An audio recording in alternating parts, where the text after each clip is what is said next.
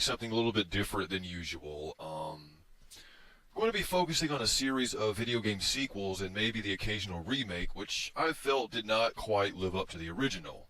Now, popular opinion and scoring on various websites will not factor into what I have to say. It could be a 10 out of 10 game, and I may even like the game on some levels, but there are a few things in these titles which I will be talking about which I feel kind of detracted from them, or if they had another feature or another thing in them, it might have made it better, but, well, there you go. Now then, moving on to number 1, God of War 2. I know many people will think, well, Judgespektre, how could you possibly find God of War 2 disappointing? Well, it's a title that I still like, but, well, let's just start from the very beginning. Number 1, it's a pointless sequel. Look at the end of the original God of War. Kratos is sitting on the throne of Ares as the God of War, seemingly having flashes of war throughout the ages, all the way up to like modern day with guys with assault rifles. So I kind of told you this is where his character is going to end off at. That's the end of things. So what was the point of God of War 2? I mean, it just seems like, okay, it makes money, so we got to force another one, even if there's really no reason for it.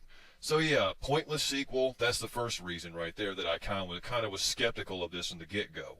Now moving on to number 2.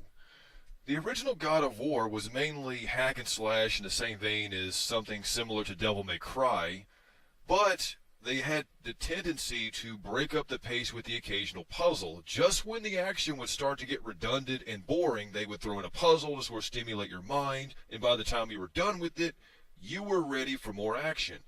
This was a brilliant tactic, and it worked very well.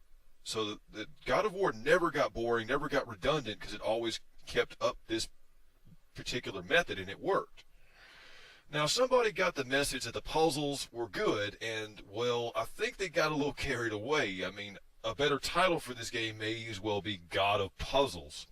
Seems like no matter how many puzzles I complete, there were always a few more. They were literally around every corner, and most of these weren't very intuitive. They were just like push a block around or align this.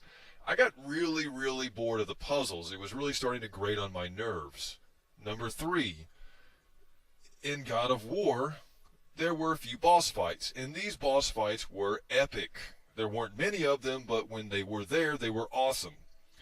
God of War 2 suffers from a severe case of quantity over quality. They doubled the number of boss fights, but as a result, not too many of them are really all that outstanding. There's a few decent ones, but for the most part, you could have cut the number down by half and you wouldn't have lost much of anything.